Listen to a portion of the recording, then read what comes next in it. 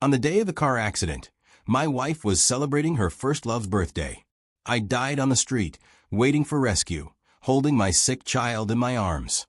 When I opened my eyes again, I was back in my high school days.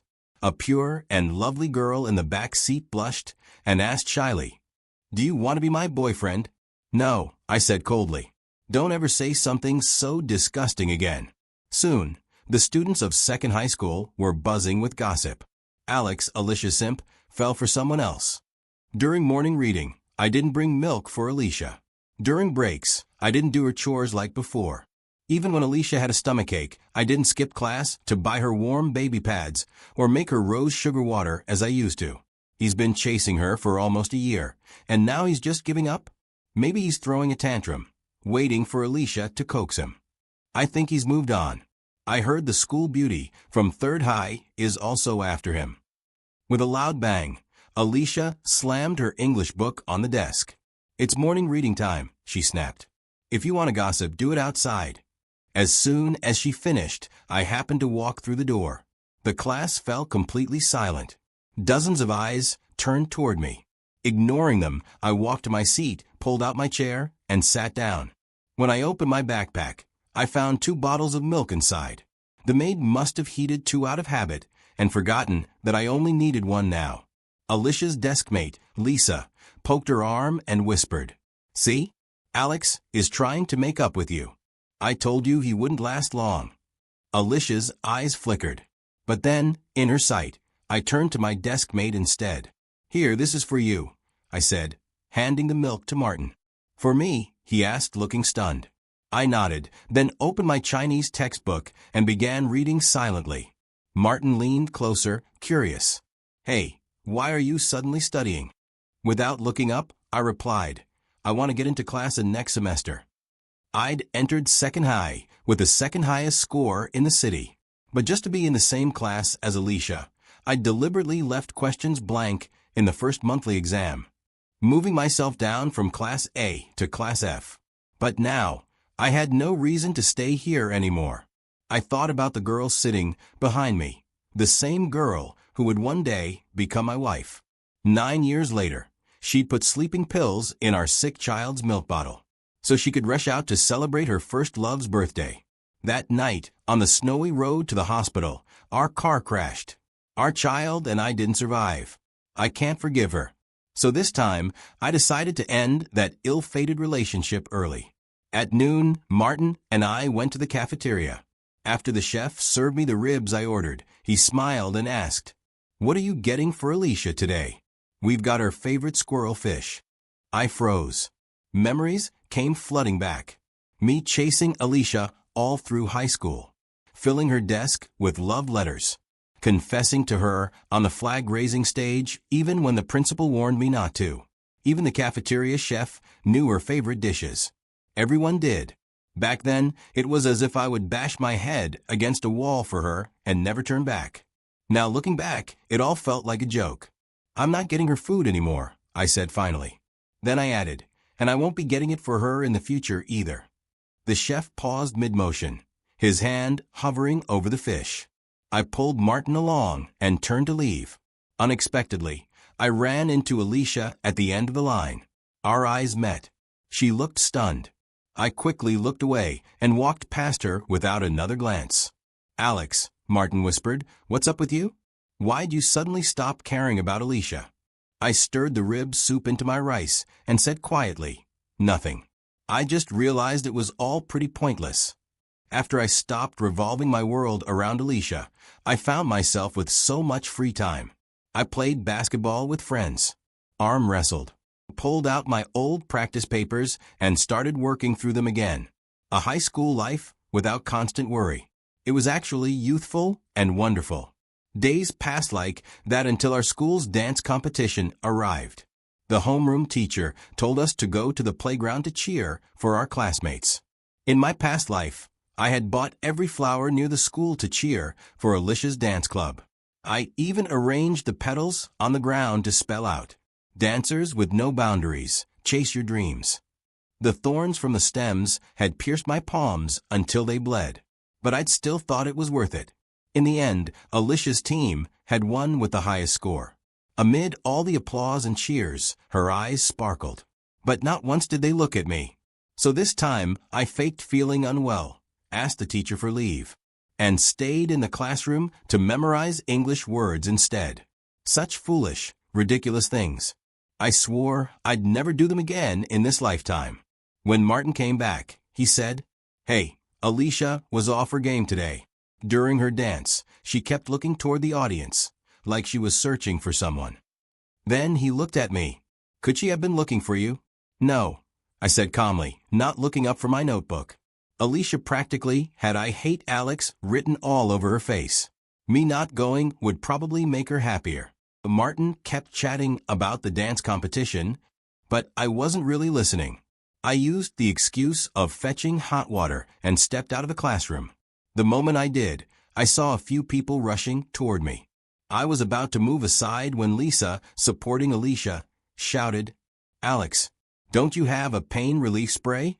Hurry, get it for Alicia, she's hurt." I had prepared a small medicine box before, because Alicia loved to dance, and she often sprained her ankles. It was filled with imported medicines, ones you couldn't even buy locally. But in my last life, she had won the competition. So why was she injured this time? "Alex, why are you just standing there?" Lisa said anxiously. I snapped out of my thoughts, looked briefly at Alicia's swollen ankle, and said indifferently, "It's expired." I threw it away. Then I walked to the water room without another glance. What was I even thinking? Her injury. What did it have to do with me? The pain I suffered in my past life was far worse than a sprained ankle. Why should I feel sorry for her? Behind me, Lisa gasped, and I could feel Alicia's gaze stabbing into my back. A sharp, lingering stare, like she wanted to bore a hole straight through me. Because of her foot injury, Alicia didn't come to school for 2 days. When my mother heard about it, she had the maid make some bone broth and insisted that I deliver it to Alicia to help her recover. Our families were close friends, and Alicia had grown up under my mother's watchful eye. She wouldn't rest unless I personally brought it over. No matter how much I protested, my mother wouldn't listen. She even told the driver to make sure I went straight to Alicia's house, so I couldn't escape halfway. Reluctantly, I took the chicken soup and went to her house. It was late afternoon. The wind rustled through the sycamore trees, and I pulled my thin jacket tighter as I stepped out of the car. The white 3-story house stood before me, bathed in the golden glow of the setting sun. That soft, orange light felt strangely harsh. Everything about that house was painfully familiar. I'd visited it countless times as a kid. Later, I even lived there for nearly 2 years. Every corner was filled with memories. Her crying over a breakup, me comforting her despite my own heartbreak, her promising to be good to me forever, and me foolishly believing her. My chest tightened. The pain was sharp and deep, so real it made my hands tremble. After a long moment, I exhaled, opened the thermos, and let the aroma of bone broth fill the air. Then I set it down on the ground and fed it to a stray dog passing by. Such good soup, she didn't deserve it. When the dog finished eating, I turned to leave. But before I could walk away, a familiar voice called out, "Alex." I didn't even bother turning around. The voice was soft, a little childish, but still familiar. Moments later, Alicia hobbled toward me on crutches, nearly tripping as she tried to catch up. Sweat beaded her forehead. "Alex, what the hell is wrong with you?" she said, her voice trembling. I swallowed hard, forcing myself to stay calm. The girl in front of me, pure, beautiful, was once the person I'd loved most in the world. But now I managed only a cold, distant smile. "I don't understand what you're talking about." Then I stepped past her. She quickly blocked my path again, her chest heaving, her lips pale. Just standing there seemed painful for her. "Why are you ignoring me?" she asked, her voice almost breaking. Her eyes searched my face, desperate to find an answer she couldn't understand. She pointed to the food container on the ground. "That bone broth was for me. Why did you feed it to a dog? You used to insist on coming to my house even when I told you not to." Now I've been injured for days, and you haven't shown any concern. What exactly? Isn't this better? I interrupted, my tone cold. You always found me annoying anyway. Alicia was momentarily stunned. Then, after a while, she nodded and said quietly, Yes, I don't like you clinging to me. I actually feel happy when you're far away from me. After saying that, she looked up at me and gave a mocking little smile. Alex, you'd better not be playing some trick just to get my attention. You know I hate that. A trick. It wasn't surprising that Alicia would think that. In my past life, I really had done countless childish and ridiculous things just to make her notice me. Even though I eventually made her my wife, I never truly won her heart. And I ended up dying miserably on the street. So this time, in this life, I wasn't going to waste a single moment or ounce of emotion on her again. You overestimate yourself, I said, forcing a cold, emotionless smile. I don't have time to play games with you. That bone broth? My mother insisted the driver, and I bring it. You know how she is. Just pretend you drank it and don't give me any trouble. Alicia's eyes widened in disbelief. You think of me as a dog? I shrugged. If that's what you think, I can't help it. Without giving her a chance to respond, I turned and walked away. Seeing her every day at school was already unbearable. Now I just wanted to disappear entirely. I had barely taken a few steps when I heard a loud crash behind me. The thermos had flown through the air and smashed against the ground. Then came her furious voice, trembling with anger. I don't need your stupid soup. After that incident, Alicia and I stopped talking altogether. I stopped involving myself in anything that had to do with her. No more clinging to her. No more trying to please her. No more chasing her shadow. Instead, I focused entirely on my studies. My goal was to return to Class A as soon as possible. Once I got back there, I wouldn't have to see her every day anymore. In 2 years, when the college entrance exams came, I wouldn't even stay in the same city. Wouldn't have to watch her get back together and break up with her first love over and over again. I would escape as far as I could, and hopefully never cross paths with her again in this lifetime. But reality wasn't that simple. The high school curriculum was much harder than I remembered. So I asked my mom to find a tutor for me. Among all the candidates, I chose Sophia. She was in the same grade and school, but from Class A, the top student who had beaten me in the high school entrance exam. Everyone called her a super scholar. Our first conversation was brief. I want to improve my grades as quickly as possible and return to Class A, I told her. She simply replied, leave it to me. From that day on, I started getting closer to Sophia. Whenever I came across difficult problems, I'd save them up and go to Class A during breaks to ask her for help. Sometimes, after school, we'd study together at a nearby fast food restaurant. But soon, new rumors began to spread through Second High. People said that I, the legendary simp, had switched targets and was now pestering the school's beautiful scholar under the excuse of studying. Of course, that didn't sit well with Sophia's fanboys. One day after school, a few of them cornered me behind the teaching building. Alex, stay away from Sophia, one of them said harshly. He had a buzz cut, a strong build, and solid muscles, probably a shot-put athlete from Class C. 3 other boys stood behind him, all looking equally hostile. They quickly surrounded me, trapping me in the middle. I stayed calm and said, Sophia is my tutor. I pay her, and she helps me study. I'm not taking advantage of her. The buzz-cut boy sneered. Tutor? That's just an excuse to get close to her, isn't it? Alex, you're shameless. You pulled every trick to chase Alicia. And now that you couldn't get her, you're bothering Sophia. As a guy, I'm embarrassed for you. Yeah, you're disgusting, another said. She'll never like someone like you. You're just addicted to chasing girls instead of studying. Sophia's a good student, the third added. If her grades drop because of you, and it affects her future, can you take responsibility? I was speechless. Yes, I used to be a lovesick fool. But I changed. I was focused on studying now. How could me hiring Sophia as a tutor make them this upset? I was paying for a service, nothing more. Enough talking, the buzz-cut boy growled.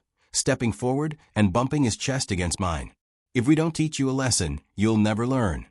The others rolled up their sleeves, ready to swing. "What do you think you're doing?" A sharp, clear voice cut through the tension. Sophia appeared, grabbing my wrist and pulling me to her side. She was small, with her hair in a neat bun, but the authority in her stance was undeniable. The boys immediately froze. Their aggressive expressions disappeared, replaced by awkward smiles. They looked as harmless as puppies suddenly. "Sophia, don't be fooled by Alex," one of them said quickly. "He's just a playboy. He couldn't get Alicia, so now he's after you. Yeah, we're doing this for your own good.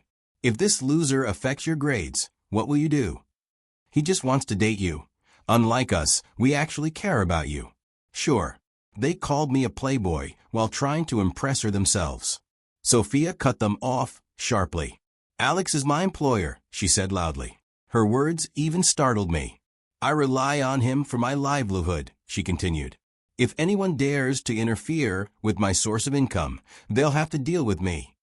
A middle schooler acting like a businesswoman. But the way she said it made the boys actually back off. Then she grabbed my arm and pulled me away, leaving them stunned. Once we were outside the school, she turned to me, checking my arm and hands, turning them this way and that. "Did you get hurt?" she asked. I shook my head. She sighed in relief. "Good. I'll handle those guys.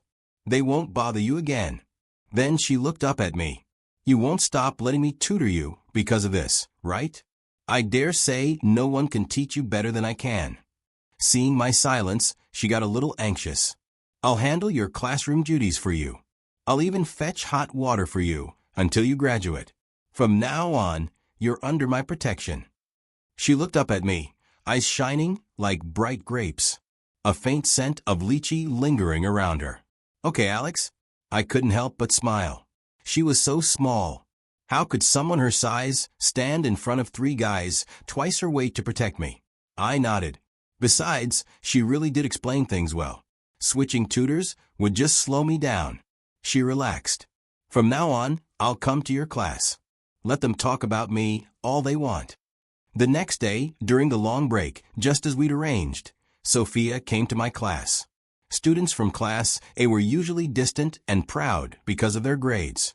It was rare for one to step into Class F, so her arrival immediately caused a stir.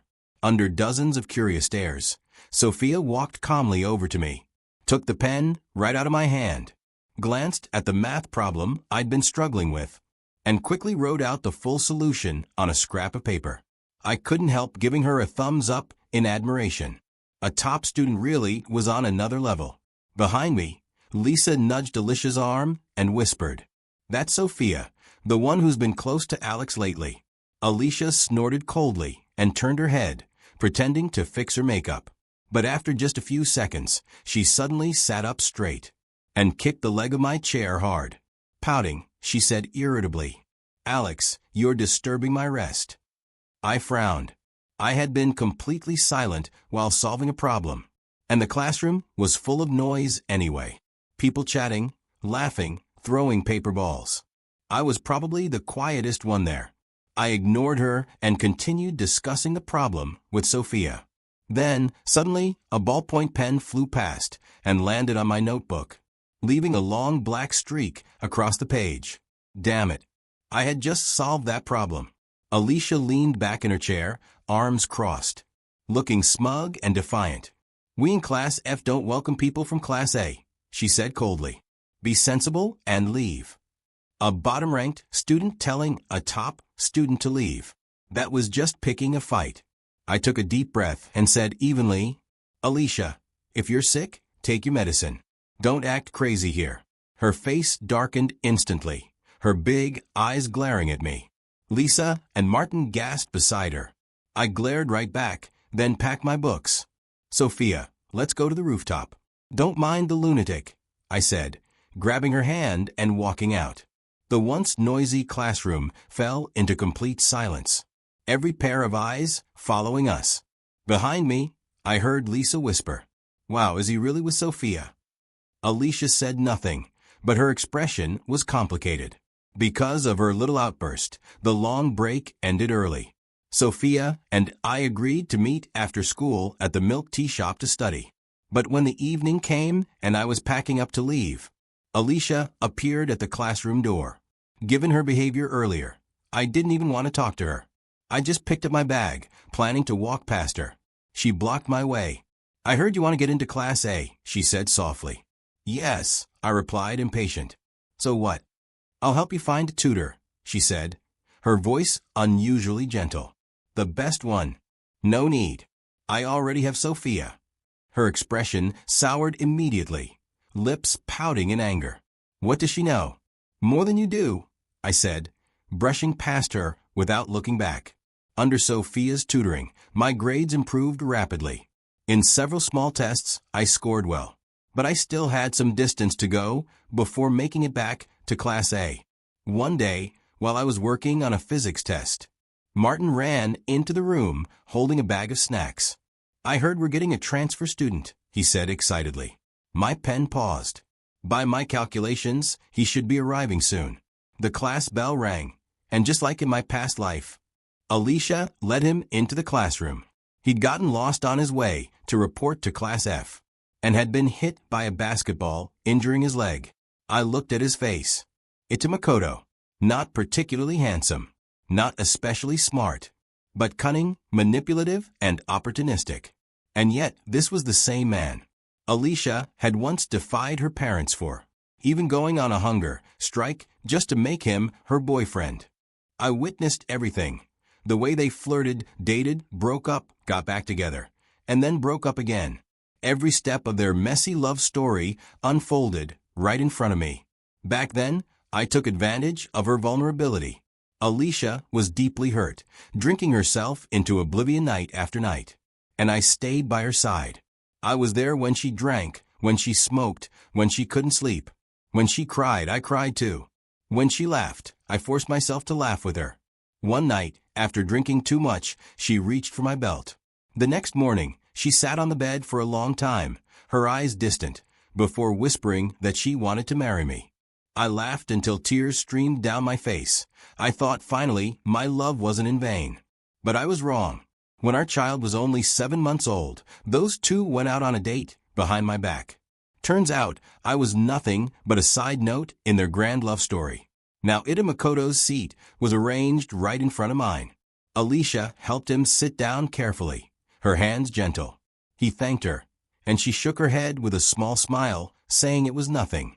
My chest tightened painfully, and I quickly lowered my head, blinking away the tears that threatened to fall. In my past life, I was arrogant. I never once saw Makoto as a threat. But this time, in this life, I just wanted to stay as far away as possible. After school, Sophia came to me with her usual soft smile. "Alex, your favorite oolong tea," she said. It was funny. She was my tutor, so logically, I should have been the one treating her. But it was always the other way around. She said that sharing food helped combine work and rest, and improved study efficiency. I shook my head, tired. "Sophia, I want to drink." So that night, we went to the night market behind the school. We ordered beer and skewers. Ever since I decided to focus on my studies, every meeting with Sophia had been serious. Nothing but study sessions. It felt strange, but good to relax for once. We didn't talk much during the meal. She ate her skewers enthusiastically, while I downed my beer one bottle after another. After a while, I was so drunk I could barely stand. Sophia immediately rushed to help me. "No need," I muttered, stumbling. "Don't be polite," she said firmly. "I ate well tonight. That means I have enough strength to carry you back." Without hesitation, Sophia pulled one of my arms over her shoulder, wrapping her arm around my waist. Her soft, fragrant body struggled to support my weight, but she didn't complain once. She was so small, yet so determined that it made me want to laugh and cry at the same time. "Alex," she said softly, "try to be happy, okay?" She didn't say another word after that. She just stayed by my side, walking silently, step by step. When I didn't speak, she didn't either. Then, after a long while, she finally murmured, "I just want you to be happy." I let her support me, my eyes red. I couldn't tell anyone about what I'd been through. No one would ever understand. The pain of a past life wasn't something you could just explain. Even though I knew I should hate certain people, in this life, they hadn't done anything wrong yet. I had no reason to. Sophia supported me all the way home, and I felt miserable the entire time. When we were just a block away, I finally exhaled softly. Sophia, I said, this life. I'll be willful, just this once. From now on, no one will ever make me cry again. Alex, she whispered, if you want to be willful, then be willful. I'll comfort you. She smiled faintly. After all, I'm a good student. I don't need to study hard, so I have plenty of time. A strange warmth spread through my chest. I smiled quietly. The midterm exams were coming up soon, so I threw myself into studying even harder, hoping to return to Class A as soon as possible. During one of our self-study periods, Makoto tossed a paper ball at me. Pass it to Alicia, he said, gesturing behind me. I was deeply focused, reviewing the key points Sophia had marked in my notes, and the interruption irritated me. In my past life, I remembered reacting the same way. I had been filled with hostility toward any guy who dared get close to Alicia. I opened the paper ball. Inside was a small piece of chocolate and a doodle of a goofy ghost face. I instantly felt a wave of irritation, just like before. Back then, I had unceremoniously declared my claim over Alicia, warning him not to waste his time. But this time, I took a deep breath, looked at the note, and said flatly, "Dude, it's self-study time. Just because you don't want to study doesn't mean others don't." His face turned red with anger. "It's just a note. Do you really have to be like this? If you love studying so much, why are you even in Class F?" I clenched my jaw. "I'm in Class F because I chose to be, not because I belong here." I stood up, gathered my books, and threw them onto his desk. "You like passing notes so much? Fine. Let's switch seats. You can pass all the notes you want." He clenched his fists, frustrated. "Why are you targeting me? I'm not trying to take Alicia from you. I just wanted to thank her." Judging by his defensive tone, he must have heard about my past obsession with Alicia.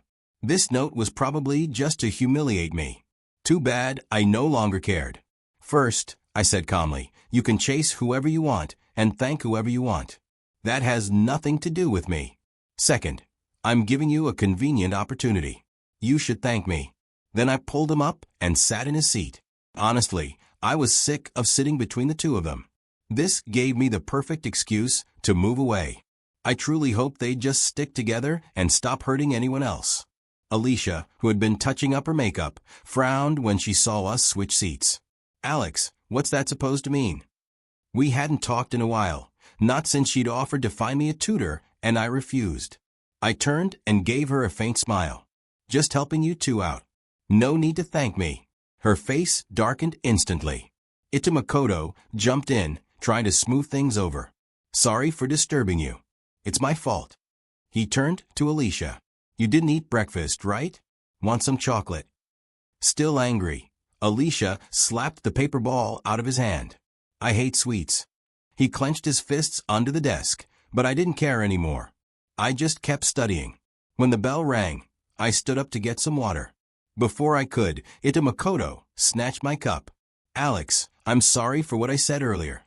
Let me get you some water as an apology, okay? Please forgive me." "No need," I said flatly. He tilted his head, pretending to look hurt. "Not letting me get the water means you still hate me?" My temples throbbed. Talking to this guy was exhausting. "I just want to be friends," he continued, shaking the cup. "Don't worry, I'll be quick." Ignoring me completely, he ran out of the room. Martin, sitting nearby, frowned.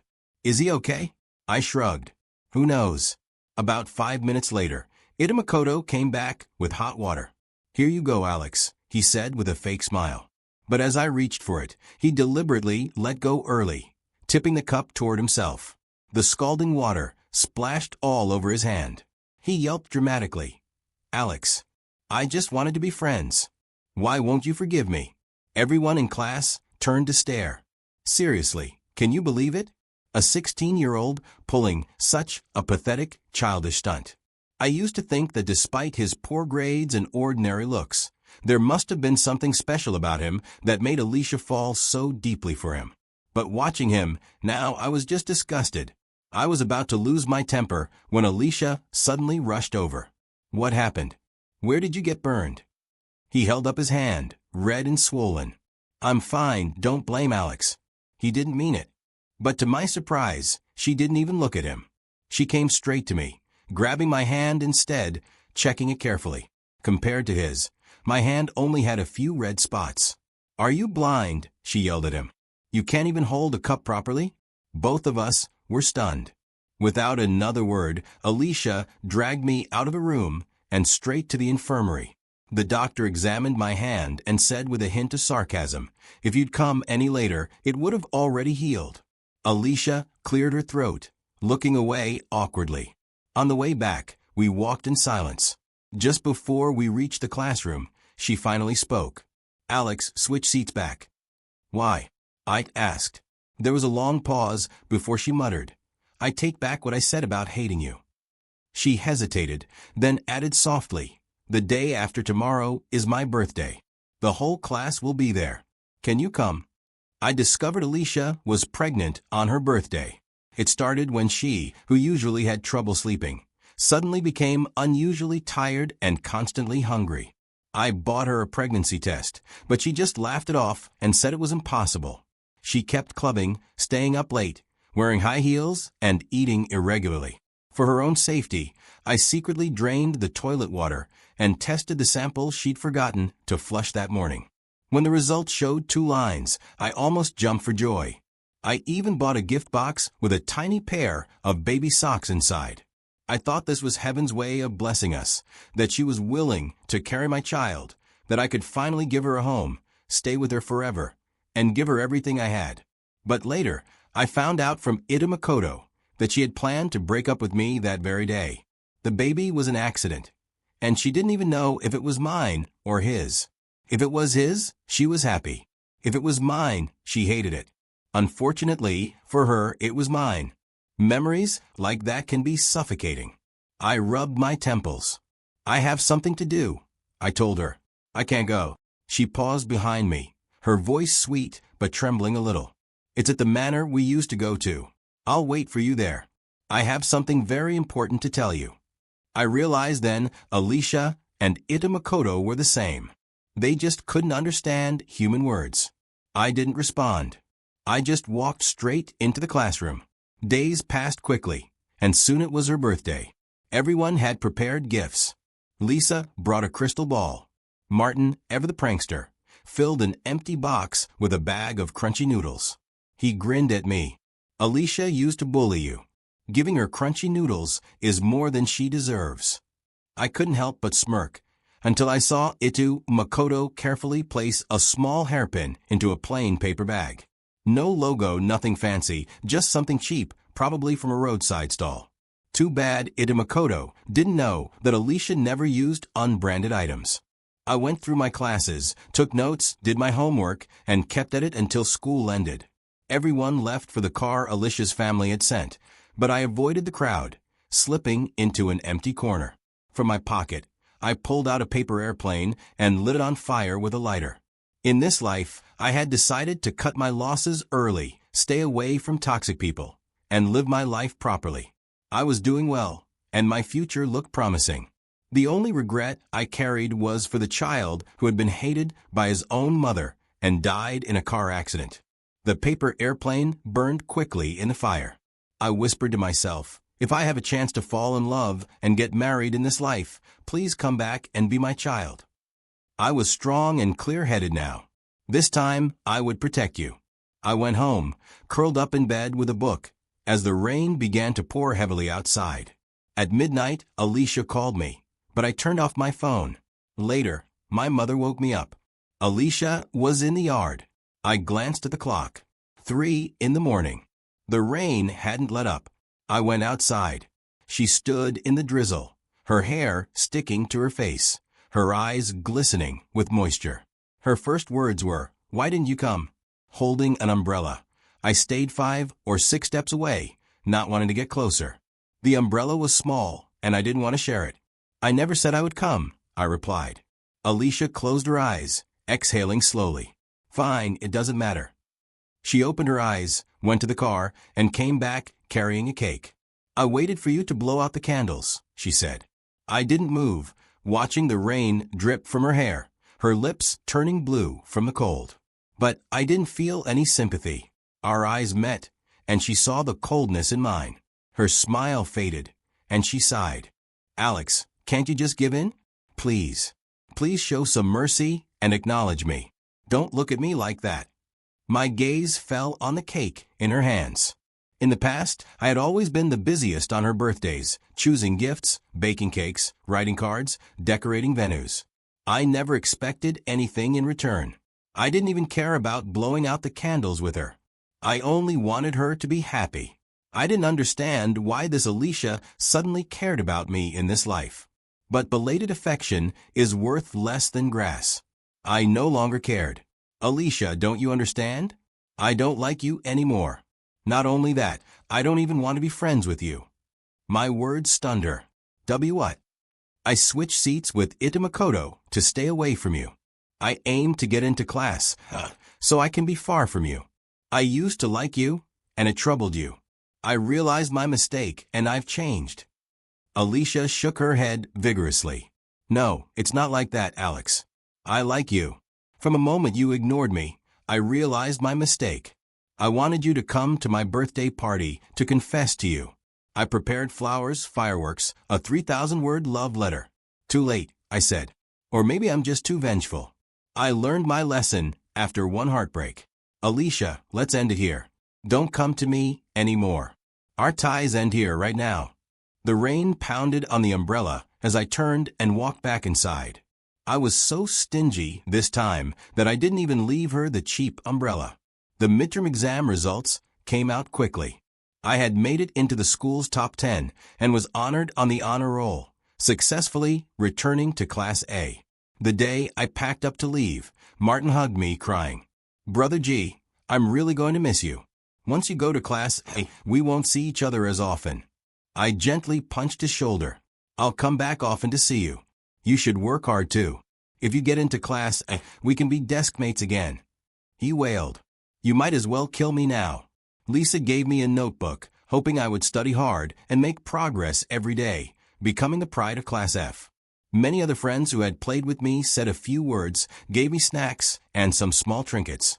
After saying goodbye to everyone, I prepared to leave with my backpack. Alicia, who had been silent, came over, wanting to see me off.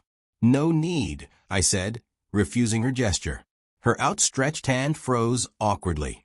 At that moment, Sophia walked in from outside. She linked her arm with mine naturally, and under Alicia's jealous gaze, escorted me to Class A. At the door, she entered first, hung my backpack on the desk beside her, and patted the chair. Her eyes curved in a warm smile. Alex, welcome back. I smiled, sat down next to Sophia, and extended my hand to her. Nice to meet you again, Sophia. I'm Alex from Class A. 2 years passed in a flash. During this time, Alicia occasionally came to Class A to find me. She brought me meals, water, and an umbrella when it rained. She pursued me as fervently and unconditionally as I had pursued her in the past. But I gave no response. The greatest kindness I could offer in this life was neither to hate nor seek revenge. I put all my energy into improving myself. My goal was to avoid further entanglements with those people and not repeat the tragedies of my past life. After the college entrance exams, Class F organized one last gathering. Alicia got drunk. With red eyes, she cautiously approached me, hesitated for a long time, and finally asked, Alex, I just want to know, back then, you liked me so much. Why did you suddenly stop liking me? I thought for a moment and said softly, I had a dream. In the dream, you weren't very good to me. I rambled a bit, and strangely, recounting it now, I felt no emotional stirrings.